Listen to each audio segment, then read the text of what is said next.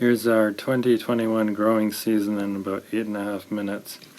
We started in the greenhouse and it was still snowing.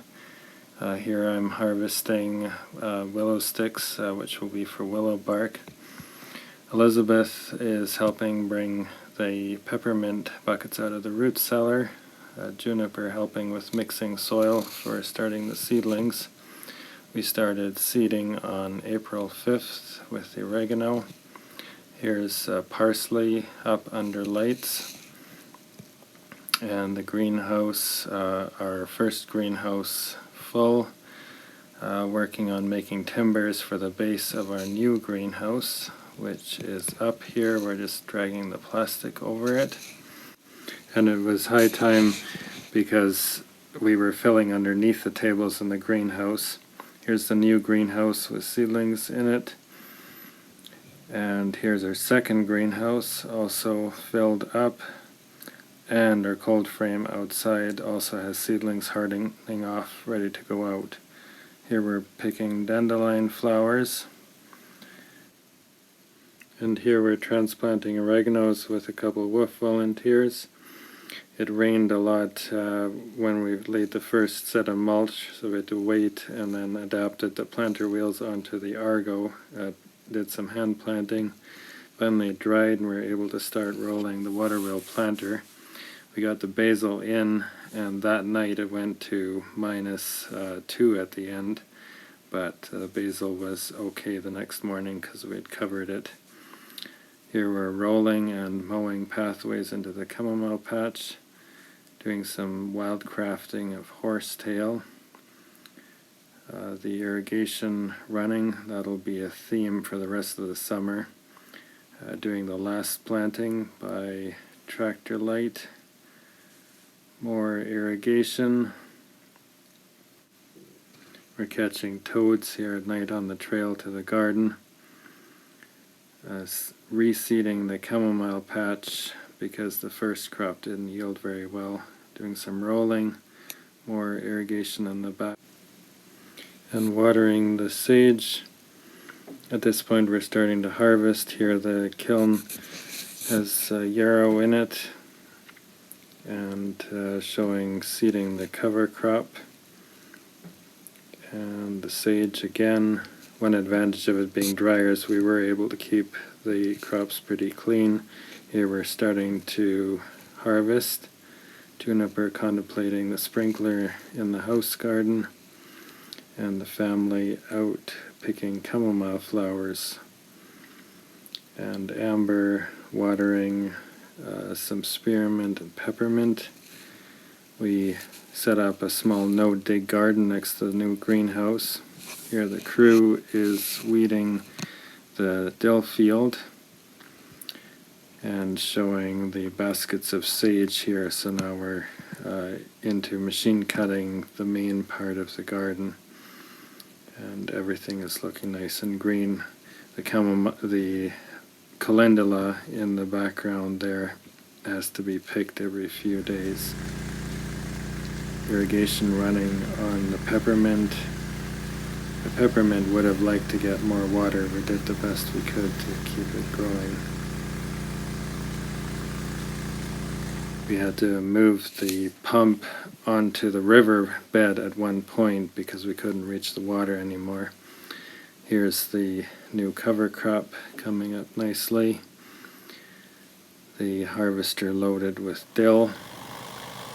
And here I'm cutting lemon balm with our mechanical harvester that we built to harvest our crops more quickly. So I'm just stuffing it into the basket there, and I just kind of push it along as we go down the row. It can be adjusted to different heights for different crops. There's thyme beside me and sage on the wagon side. And here Jason and Riley are loading baskets onto the wagon, and Piper's catching the baskets so they don't slide off to the other side.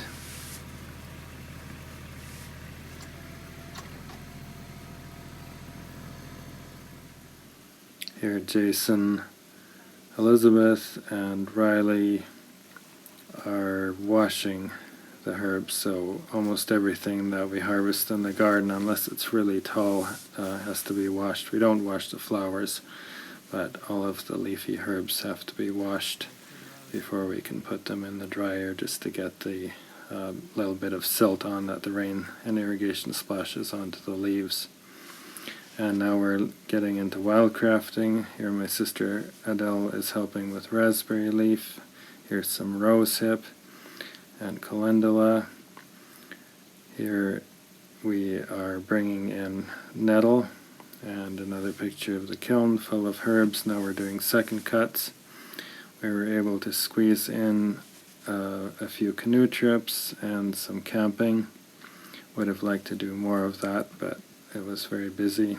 Here's the cover crop now in full glory. That's Phacelia. The bees really loved that. And here's a summer radish.